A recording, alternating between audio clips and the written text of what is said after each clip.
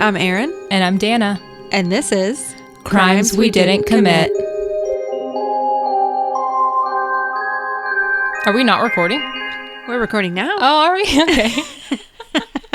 In my mind, we were. We were already recording. Yeah, but we're not. We just went over our creamers. Yeah, oat milk with caramel. Caramel.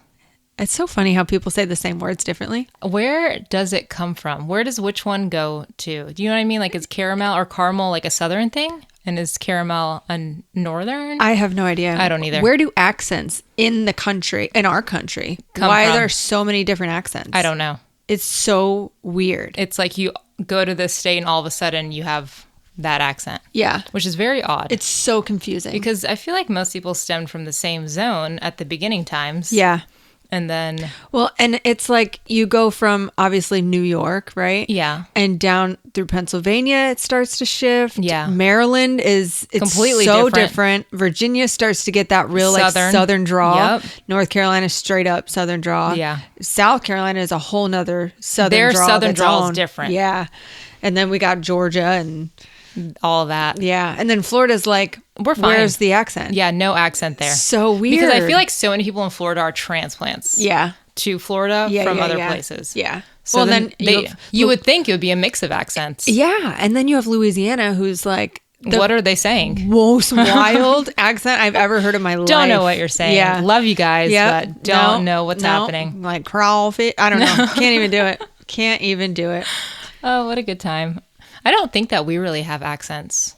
I don't think so either. I think that certain words maybe. Have like a if little I bit. decide to say y'all. Yeah. Which isn't very frequent. And so I grew up in upstate New York. So when I go back home, they think I have a southern accent. Interesting. And then, but when I'm there long enough, my New York accent starts to come out a little bit. Oh, fun. And then, and then it goes away pretty quick. Everyone tells me, they're just like, oh, are you from up north? You do have like a... I've never lived up north. I was raised in North Carolina, so I'm just... You do have like an even keel, I would say, accent. Okay. And I feel like I do too. You do. Yeah. So it's really weird. But I grew up all over. Right. Right? Born in Virginia, lived in Virginia a few times in different spots. Yeah. Maryland, and then New York for a long time. But I've been here the longest. So you would think, because accents you pick up. Yeah. Like, you know? Yeah. But it's so crazy. I know. I don't know. What happened to us? Where did it go? Where did it go from? Where did it come to? Who are we? I don't know. Still trying to figure that out. Who are we really? Well, it's funny. Either way. How do you feel about cannibalism? I mean, we said that yesterday. Was it yet? No, it was last week after our workout. We're outside and I think I said relatively loudly, everyone loves cannibalism. Yeah, there was a family getting in their car. And they just looked at us. Yeah, they were just like, huh? And we're like, Cannibal? See ya. This is normal. Yeah. I swear. These are the conversations we have on a daily basis. But clearly they don't. And that's okay. Anyways, I love cannibal stories. I like cannibal stories too. And there aren't any real laws against cannibalism. It's just how you go about it. So if you kill someone or if you're desecrating a body or, you know, whatever it is, if it's for like cultural, ceremonial, whatever like that, that's okay. That's wild. I feel like anything that you do... Except for in Idaho, I believe. They do not allow any form of cannibalism. Interesting. Yeah. Well, I feel like anything that you do, if you're under some sort of religion, it's like a pass, right? If it's a religious thing. Unless it's a sacrifice. Right, yeah. You know, obviously you can't do that. Yeah, that's frowned upon. Yeah. But I feel, cannibalism isn't okay. It's just how you go about it. Yeah. So just be careful if you choose to cannibalize. Yeah, just if you eat your brother, make sure it's for religious purposes. And make sure it's not in Idaho.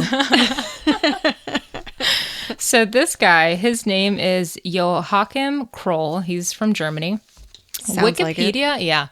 Wikipedia didn't really have very much information on him, which was very wild. Like younger years and... Nothing. Wow. Like there was maybe like a paragraph of what he did or like what he was known for.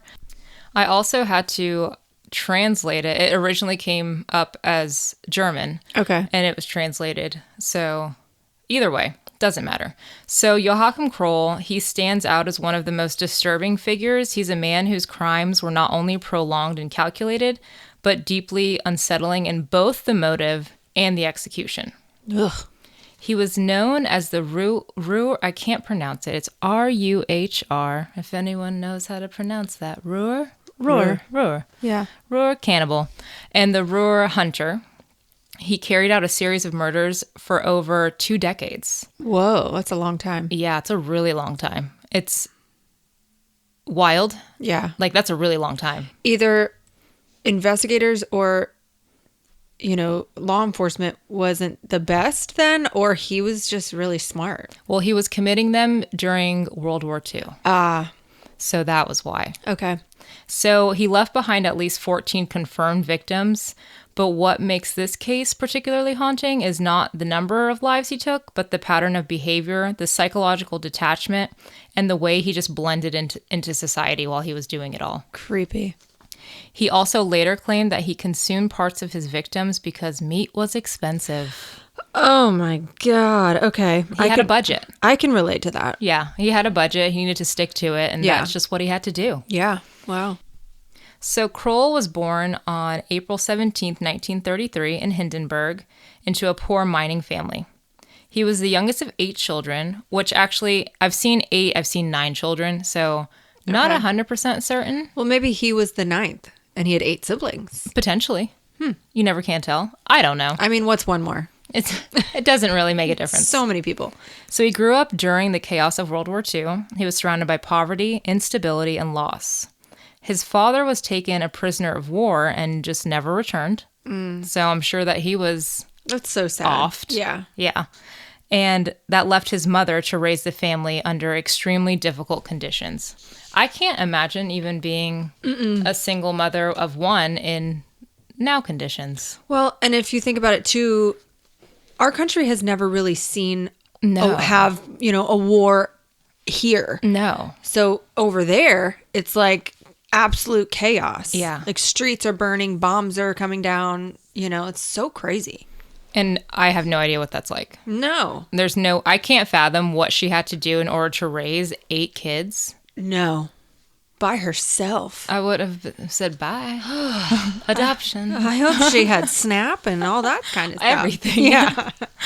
So from an early age, Kroll showed signs of developmental and social impairment. His IQ was in the mid-70s, which we learned that... Low. That's low. Yeah. 90 zone is medium smart. Way below average. Yes. So he struggled academically. He dropped out of school after only a few years. I think he has like a 4th grade education. He was described as slow, socially awkward, and often the subject of ridicule. So people picked on him all the time. Yeah, that's sad. Which sucks. Yeah. He suffered from chronic bedwetting and reportedly abused animals. Triangle. There's the triangle. If anyone else is following our triangle, please tell us the other side because we don't know it. His behavior is often later associated with violent tendencies. It was even said that he sexually abused animals, which I don't know what that looks like. My sweet, innocent mind could never. I'm thinking like which animals? I know. Like they would have to be larger animals. I mean, how would you do that to a squirrel? Like hamster. Yeah. Ooh. Yeah, I know. After the war, his family relocated to the North Rhine-Westphalia.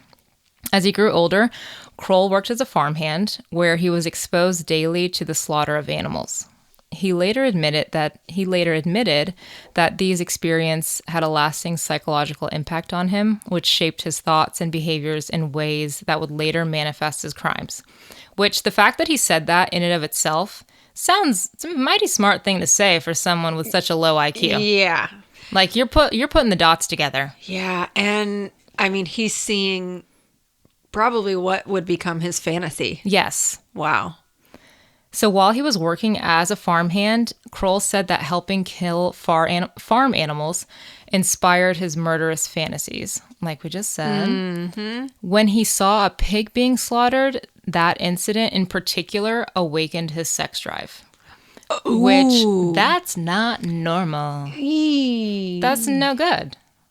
If anyone says that to you, if someone says, if you go to a slaughterhouse and you see someone ever says, that awakened my sex drive. Like, wow, I'm so turned on. Immediately turn them into the police. Call it in. Call the FBI, the CIA, any resource you have, turn them in.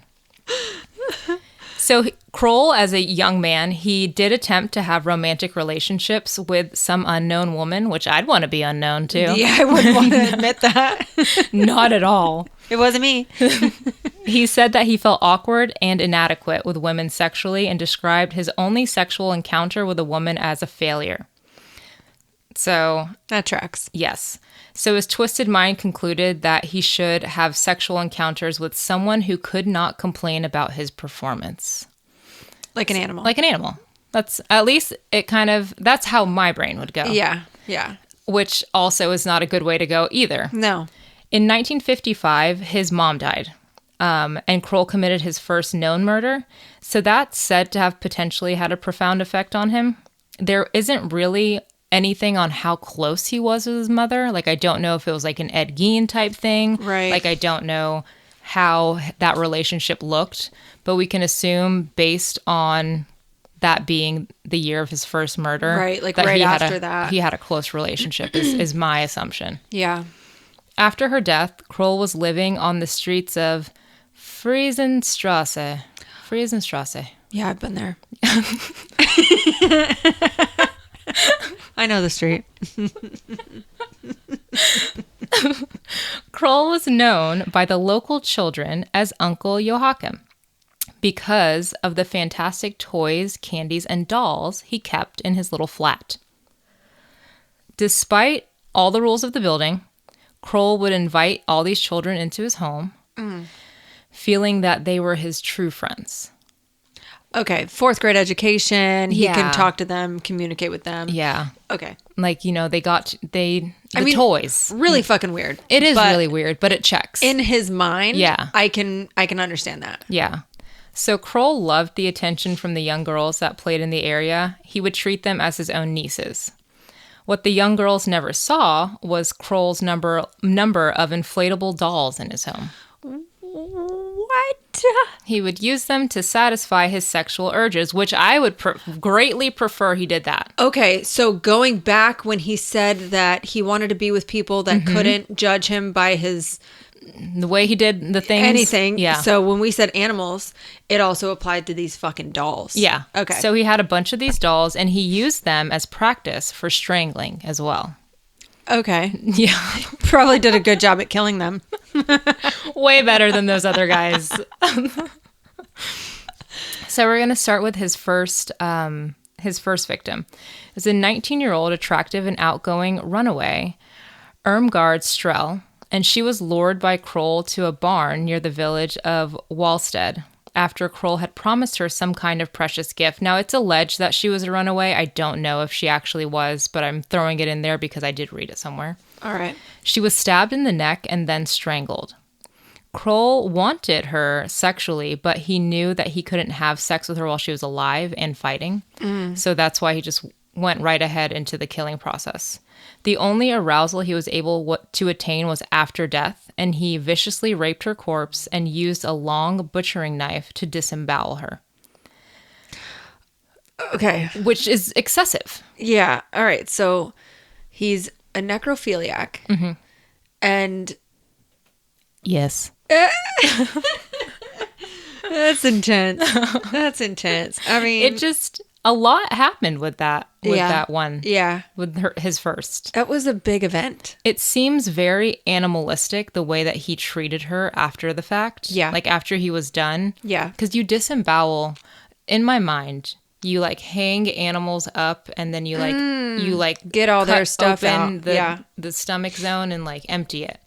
So that's what that feels like to me. He's seen slaughter like this.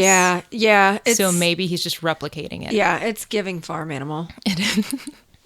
It is. She was found 5 days later after being killed. Along with raping the victims after death, he also reportedly masturbated over their bodies. And finally, when he got home from a kill, he would pleasure himself again with a rubber sex doll, often while choking. He liked to choke. He was a choiky. Often while choking a small child's doll. Oh my God. So he had both his hands just choking them? I guess. While he was going at it? I have no pictures. I mean, but this is how I would imagine it. Your arms are literally outstretched. Stretching them out to like strangle this and then that. And then that. He had a tremendous amount of grip strength on that. Well, then I'm confused at the positioning. I don't know if he's strangling both at the same time. Oh, I thought that's what you said. Okay. Oh, I might have. Okay, whatever. I don't know. So her death marked the beginning of a pattern, one that would continue for literally decades. Kroll would later claim that after his first killing, his murderous tendencies subsided until 4 years later. But authorities believe that Kroll was responsible for several more murders between 55 and 59, which is when Kroll said he started killing again. So he said he started killing again in 59, and that was that 4-year lapse. Oh, okay. But authorities think that there's a number of... in between that he wasn't. Yeah. Okay. Yeah. So in 1959, Clara Frieda Tesmer, who was 24, was murdered near Rheinhausen. I'm doing my best. I know the spot. Good old Rheinhausen. The attack followed a similar pattern, but only this time, Kroll began to engage in what would become a trademark, which is the cannibalism. He removed pieces of her flesh from her buttocks and thighs, wrapped them up, and took them home to cook for dinner. Ugh. So he literally is treating her like an animal. God, that makes me nauseous. Yeah. Like, I can't imagine killing someone to begin with, but then also just ripping their flesh off. Like, just cutting. No, I can't. But it's very much giving farm. Yeah. Oh, yeah. 100%. Farm. It's like pig. Yeah. All over again. Yeah. So there was an innocent man. His name was Heinrich Ott, and he was arrested for her murder. Whoa. Unable to prove his innocence and overwhelmed by the accusation, he took his own life while awaiting trial. Oh, man. Yeah. So that fucking blows. Damn. Like, damn. What, did he not have a good attorney or something? Probably not. Man. So he mainly murdered women and children, Kroll did, but he didn't stick to one age group or type like other killers do. So that really threw off the investigation. Got it. He even murdered one man who was named Hermann Schmitz in 1965, and that night he had traveled... Kroll had traveled to Grossenbaum. You know the spot? I know the spot. Where he spied Schmitz and his fiancée, Marion Veen, in a secluded area having sex in the front seat of the car, and then he got an idea. So I think that's wild that he did that. Yeah. Just because that's very... ballsy. It is. So Kroll lured Schmitz out of the car by waving his arms as if for help. If anyone ever wants help, say no. Yeah, no. No. If someone's on the side of the road and they're waving their hands, no. You're not going to get me, Ted Bundy. You can call the police. Yeah. Do something else. Call somebody else. Yeah. Someone else can do this. Yeah. Only if I have my machete in the car will I stop. Which you did purchase the machete. I did. Yesterday. It was for photos. Wait till you see him. Then he stabbed Schmitz repeatedly, planning to kill and rape Veen. But instead, Veen leaped into the driver's seat of the car and drove directly at Kroll, who dodged the vehicle and ran away. Good on her. Yeah, okay. Fuck yeah. I mean, she was not in a shock, like in a freeze. She just took action, and good on her. She did the thing. Yeah. I wish she hit him. I wish she did too. That would have been nice. And then maybe he died. Yeah. That would have been cool. Saved a lot of people's buttocks and thighs. Buns and thighs. Buns and thighs. Although she did not get a good look at Kroll, Veen's account of the nondescript killer didn't turn up any leads. He remained free to carry out his horrifying crimes for quite some time. Piece of shit. Further confusing the police, Kroll did not always strip victims of their flesh to engage in cannibalism, so making each murder different. Whoa. So Mr. 70 IQ. Yeah, he's got a little bit of smarts to him. Mm-hmm, he's switching it up. He's also going to different parts of town. He's not staying in the same area. Like, all those were different cities or, like, towns. And he preferred to take these cuts only from victims that he viewed as particularly young and tender. So, like veal or something. Yeah. Plus, there were other killers operating in West Germany that had the police distracted. So he took this is the best time for him to start killing. Yeah. All the shit's going down. It's so weird to me that some really dumb people, as far as like academically, become smart criminals. Yeah. You know? I don't know how that happens. It doesn't make sense, but... It makes me feel like crime is simple. Yeah. Which I feel like... Well, back in those days, though, I think it was easier. Mm-hmm. Plus, I don't know in Germany what, resources that they had and technology to be able to figure out. Well, in like 55, not much. Yeah, I feel like it's nothing. No, there's no CCTV footage. There's no DNA testing. Yeah. None of that. Yeah. All of it is like... He did it. Yeah. Just like that. In the years before Kroll began killing, the Werner Boost had been murdering couples in the area starting in the early 1950s. Boost and several other suspected killers are believed to have thrown police. They threw them. They believed to have thrown police off Kroll's track. Okay. Yeah. Even worse, while Kroll was actively killing, 5 other men, along with Heinrich Ott, were arrested and charged for his murders. Like Ott, one of the men also committed suicide. Oh so my he's God. had 2 people commit suicide for crimes that he committed. Wow.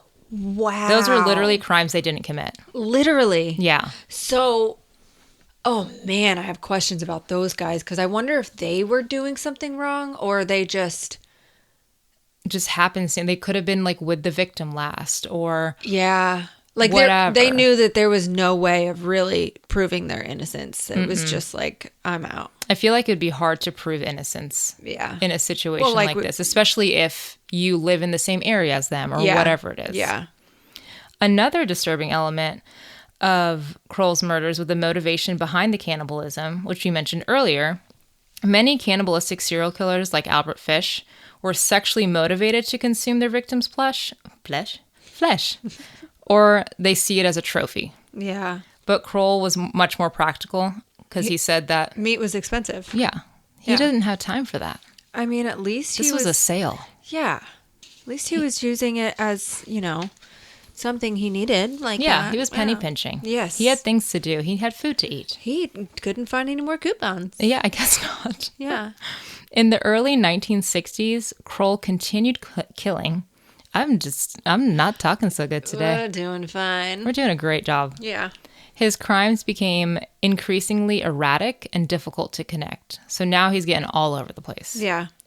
There were several other victims that I'm going to go over now that I don't have too much information on, but I know that they happened during that time period, leading to the one that I have more information on. Okay. So there was Petra Geis. She was 13. She was abducted, assaulted, and killed. A man named Vinzenz Kur was wrongfully convicted for her murder. Then there was another woman who was 20. Her name was Ursula Rohrig. She was found deceased, her body left in a way that suggested deliberate staging. That's weird. That's new. Yeah, that is new. That's completely different. Yeah. So he's really throwing people off track. Yeah, there's no one that is like the other. Mm-mm. Wow. They're all different. Her boyfriend was suspected of the crime. He was so overwhelmed with grief and suspicion that he took his own life. Oh my God, that's 3. Mm-hmm.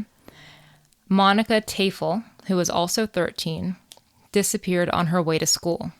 She was later found to have been killed by Kroll, who admitted using parts of her body after her death. Another man...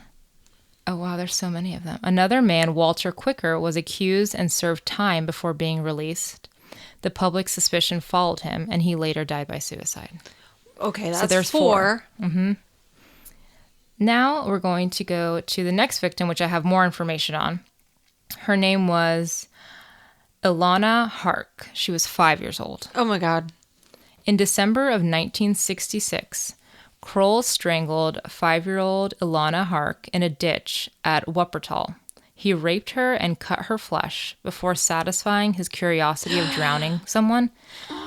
Her cause of death was drowning, which means... He cut her while she was alive. Yeah.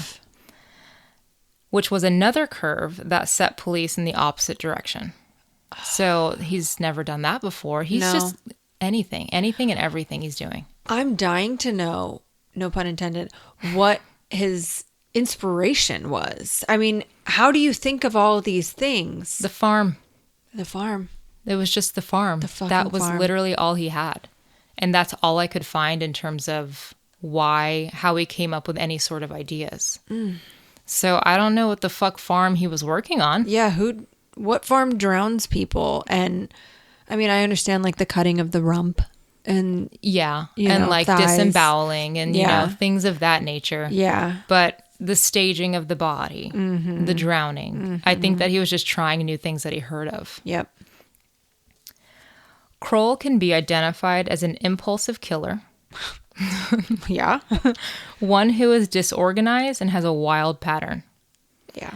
But compulsive killers often use the same methods over and over, just like Kroll, depending on the year. So he would use similar methods. Yeah. But then switch it up. Right. That makes sense. When Kroll was finally apprehended, the police were unable to find him neither an impulsive nor a compulsive killer.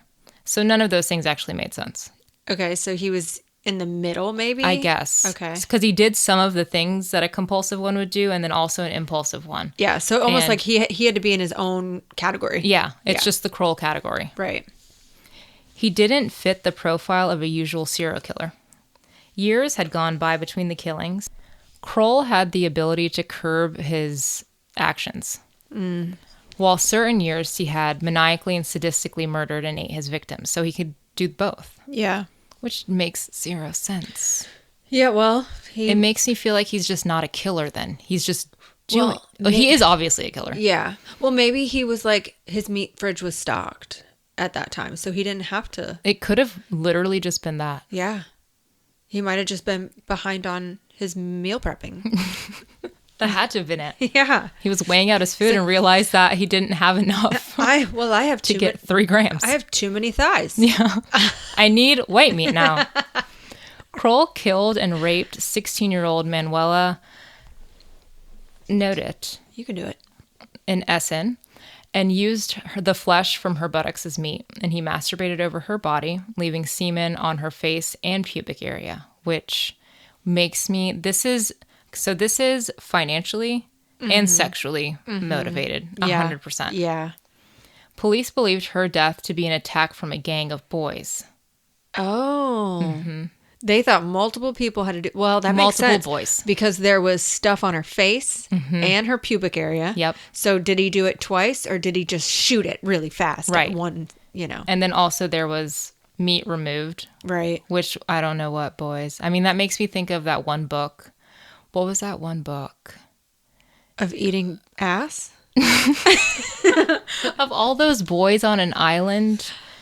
Lord of the Flies? Yes, it was Lord of the Flies. Yeah. We got there. Yeah. We should with teach the pig, English. With the pig on the stick because they said that was like sexual or whatever it was. Yeah. Okay. I'm glad we got that out. So a man did confess to this murder, but later recanted his story.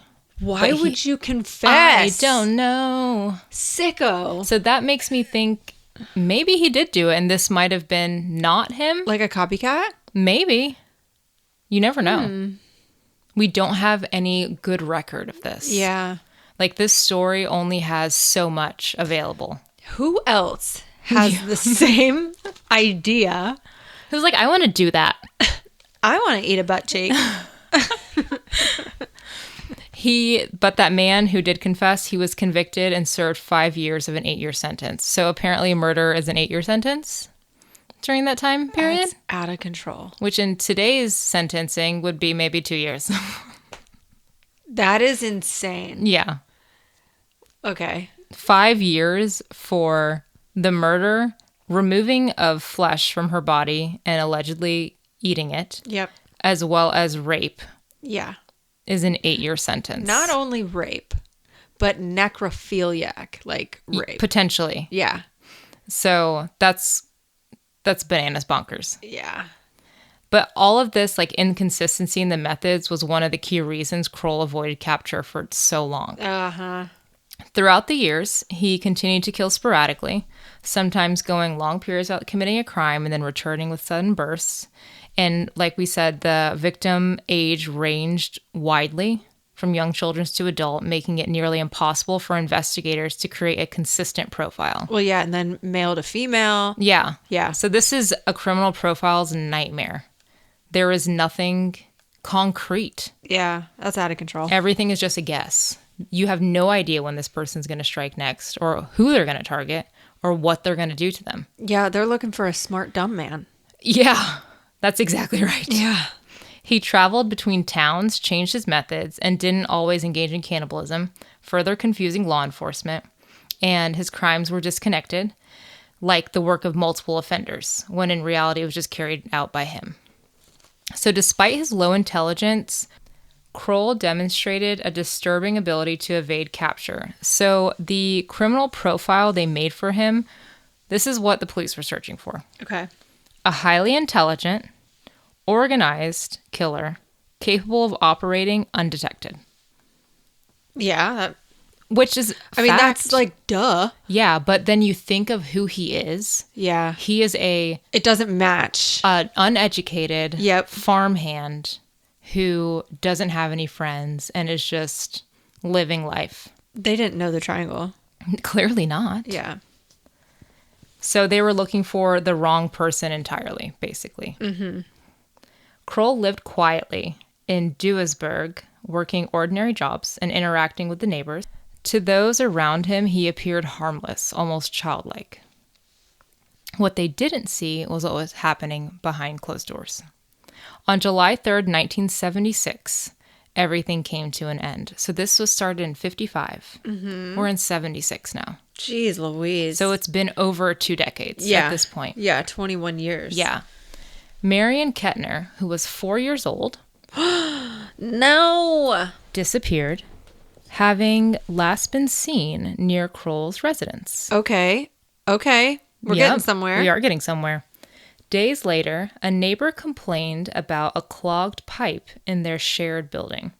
Oh, no. When asked about it, Kroll casually responded, this is where his IQ shines. Kroll casually responded that it was blocked with guts. The neighbor chuckled because who'd believe that? Right. You know? Right. He flat out told him a truth, a whole truth. But it seems so bizarre. Yeah. Who's going to believe that? But why would he say that? I don't know. Because it was. Yeah. You toilet paper? Yeah. I took a really big shot. I'm sick. Yeah. I didn't know where to throw away my food poisoning. Dog. Food poisoning. I don't know. Something. Then he looked at the toilet. So the neighbor was at his apartment. Okay. So he looked at the toilet, saw tiny human organs, and immediately contacted the police. The neighbor was in. Correct. Because he came in and to talk about the whole, everything that was happening in the apartment with the plumbing. So he contacted the police right away. Police investigated and discovered human remains in the plumbing. When they searched Kroll's apartment, they uncovered evidence that confirmed their worst fears. Inside his apartment, police found Marion Kettner's dismembered body. Parts of the body were in the refrigerator. Mm-hmm. A hand was cooking on the stove. And entrails clogged the plumbing. So he was eating hands. What? He was probably just messing around. And maybe he was trying to check how long to boil it for. Yeah, or see if maybe... Because there's not a lot of meat on our hands. No, there's not. But I feel like after you do it so often, you're going to want to I wonder what this tastes like. Or whatever. Maybe he looked at them like ribs or something. Maybe. That could make sense. Yeah. Police removed the toilet and found Kettner's liver, lungs, kidneys, and heart.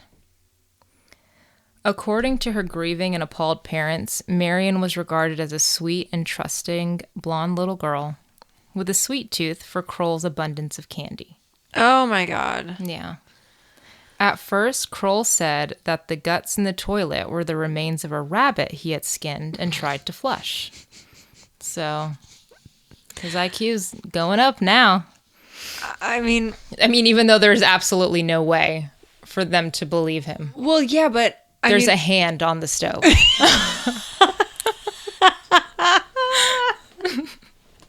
I feel like that's a dead giveaway there. I forgot. Yeah. Okay. The police were perturbed. That's a fun word. I love that. Thank you. And decided to search the Kroll residence even further. And when Kroll showed them the stew he was in the process of cooking, he casually admitted that it contained pieces of missing girl. He just was like all out. Yeah. Like, he just is confessing at this point. Yeah. So, and that included that hand among carrots and peas. Oh, yeah. Making a little finger stew. Yeah. So Kroll was arrested immediately. Yeah. Once in custody, he confessed. Not just to Marion Kettner's murder, but to at least 13 others spanning more than 20 years. He described his actions with a disturbing lack of emotion, often speaking as though he didn't fully grasp the weight of what he'd done. Which so he was detached completely. From it. Like all emotion, not there. It didn't matter to him. Yeah. Which is very odd to me because he had these relationships with these children in his neighborhood. Yeah, that's what's so bizarre. Is he's able to have these relationships, but yet do all these things without caring at all. I feel like with the last victims, the ones that were like 5, 4, those ones he might have potentially... I would, in my mind, I think that he might have had a connection with them. But the ones prior to, with like the older women... Yeah. By older, I mean like 19, 20. Yeah. Those wouldn't be very attached in any sort of way. Was he like a big looking dude? No. Just an average No, Joe? He was pretty scrawny. Oh, wow. And he was just not intimidating in any sort of way. He must have had some like inner strength to be able to... Oh, yeah. Like capture these people. Yeah. Especially men. Well, he didn't capture him. He just killed him on the spot. Oh, he just killed him quick. Yeah. Yeah. He admitted that the crimes that he committed were driven by a combination of sexual dysfunction, impulse, and what he described as an uncontrollable urge, which we hear that from other serial killers and other killers. Yeah. Which is a very strange thing to know people can potentially have. Yes, like take things that extreme of an impulse. Like there is some sort of feeling that inside of them that wants to kill. Yeah. Which is a bananas thing. Well, I can understand some sort of like crime of passion or, like a dispute with a family member or a loved one or a spouse. Those types of crimes they're not premeditated. They're very much like, in the heat of the moment. Yeah. But these sick fucks like plan it, fantasize about it, and then they just can't control themselves. So yeah, it's insane. He also stated that witnessing animal slaughter in his youth had deeply affected him. Okay, so he was aware. Okay. Even then, he believed he could be cured. So they kind of like sold this idea to him that they would do some surgical procedure to take out that portion of his brain that made him that way. Oh. Like a lobotomy of sorts. Yeah, and he truly believed in it. Like, he really thought that there was just, like, something that was not... That makes me... I'm over here, I'm like, aw. Like, that makes me feel bad, but no. Still fuck you, you know? He's making it sound like he doesn't want to be like this. But at the same time, I mean, come on. But he was aware of what things shaped him. He clearly knew... right and wrong, maybe? I feel like he did. Yeah. Otherwise, he wouldn't. Well, why would you evade and try to hide things and do all this if you weren't? But the minute it was okay. The minute he was questioned, he was like, guts. Yeah. Yeah. So I don't know. And his IQ. I'm just going to, So unfortunately, that's not really a thing. this cutting the portion of the brain. So his trial lasted 151 days. Oh. It revealed the full scope of his crimes to the public, and they were horrified. I'm sure. Due to the passage of time and the lack of like actual physical evidence for some of the cases, he was only formally charged with 8 murders and 1 attempted murder, which I don't know. Maybe it was the girl. Oh, it was that girl. Yeah. Though his confessions extended far beyond that. In 1982, Kroll was sentenced to multiple life terms in prison. He died July 1st of 1991. Whoa. From heart failure at the age of 58. 58's young.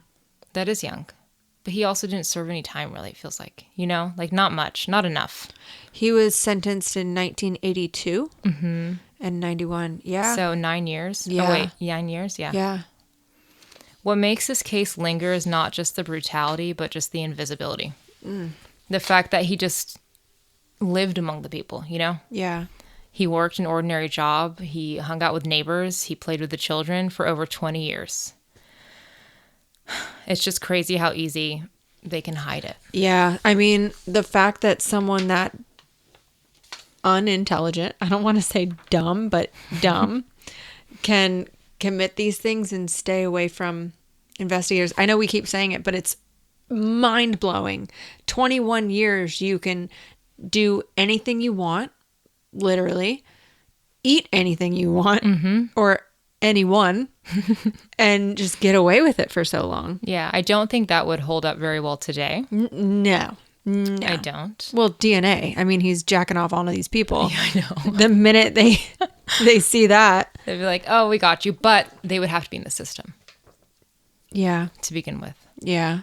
So that's a small flaw. I think that everyone should have their DNA in the system? No. Well, I mean, now they have the genealogy, right? So anyone in your, bloodline, they can find you. They could, but that would take time still. Yeah, but not 21 years. No, definitely not 21 years. It would save quite some few lives. It would. Yeah. It would. Well, and all the other people that were, arrested and charged that killed themselves. They wouldn't have had that happen. Yes. Because there was an abundance of DNA at all of the crime So they scenes. could have checked their DNA, see that it doesn't match. Yeah. And be set free. And not commit suicide. Yeah. That sucks for them. I know. That's a real bummer. I wish I knew how they did it. How they committed their suicide? Yeah.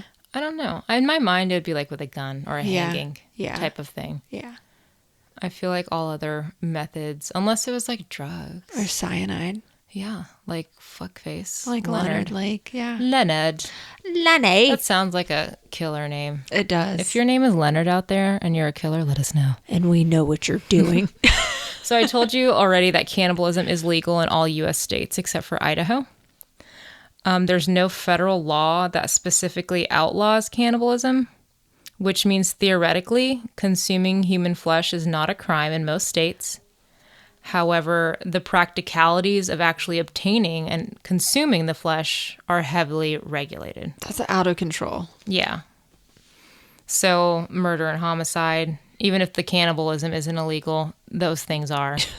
Desecration of the corpses, like I said. Yeah. So, yeah.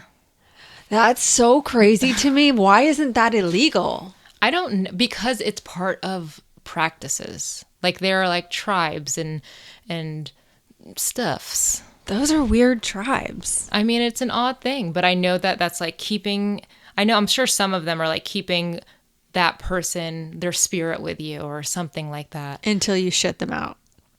Yup. That's right. That's right. They get it for at least like 24 to 48 hours or however long it takes for the digestive system. I mean, it can't be good for us to eat that and digest us. No, I would think not, because we're not used to it. If it's anything, like it's a foreign object. Yeah. Right? Even though it's domestically obtained. I mean, it's not like a rock. Yeah. Or whatever. Or a piece of glass. Yeah. But so crazy. It is a weird thing to think about. Yeah, it made it sound like an inanimate object. Oh, I know why. I feel like I was reading this at some point. It was because there could be times in war where cannibalism could potentially be necessary. Oh, lack of food, nutrition. Yes. So if they made it illegal, then those that are in the military or whatever would be charged with, You know what? There was a movie that I watched. There was a plane crash. The Uruguay one. Yes, with the where they actually with the had rugby to team or eat something. The people. Yeah, they did. Yeah, to be able to survive, and it was really difficult for them to decide. Like that's a true story. Yeah, it's insane. Yeah, that was the craziest shit, and like a lot of people were like, "I'm not eating that." Yeah, like I refuse, and then people are starving to death. There's nothing you can do. No, and they're finally like, "Okay, I have to eat Charles." Or Ramon. Yeah. Whatever their names are. Whatever they were. Yeah. And that sucks. But I know, like, for myself, if that was a situation, like if you and me were on a deserted island and I died, and you had no way to hunt and gather, and my body was there, and you're just like, I really need food, I would be fine with the idea of me eating you. If you're alive, don't kill me for it. Right. Yeah. Like, I feel like that plane situation for that football team, I feel like I would be like, Well, the thing with a deserted island is I'm guessing it's warm. Yeah. Right? When they were on the plane crash, it was cold. It was cold. So I'd have to eat you soon. Immediately. Or dehydrate the meat. I don't know how to do that. Which I don't know. I don't either. I used to have a dehydrator. Obviously I've never been put in that situation. Yeah. I don't think I could eat you. I don't know. Would you be able to eat me? I don't think so. Yeah. But I also don't know in that situation. I don't want to put like a hard no. Yeah. So I could be a cannibal one day. But this guy chose. Oh yeah, this is totally different. Totally different. This guy chose. But no, like why cannibalism is legal. Yeah. Yeah. That's insane. So if anyone has a story of them having to eat a person. If you've ever had to eat a person, please reach out to us. And let us know your story. What the fuck? Yeah. So stay tuned for our next episode. Stay safe. And remember, we didn't do it.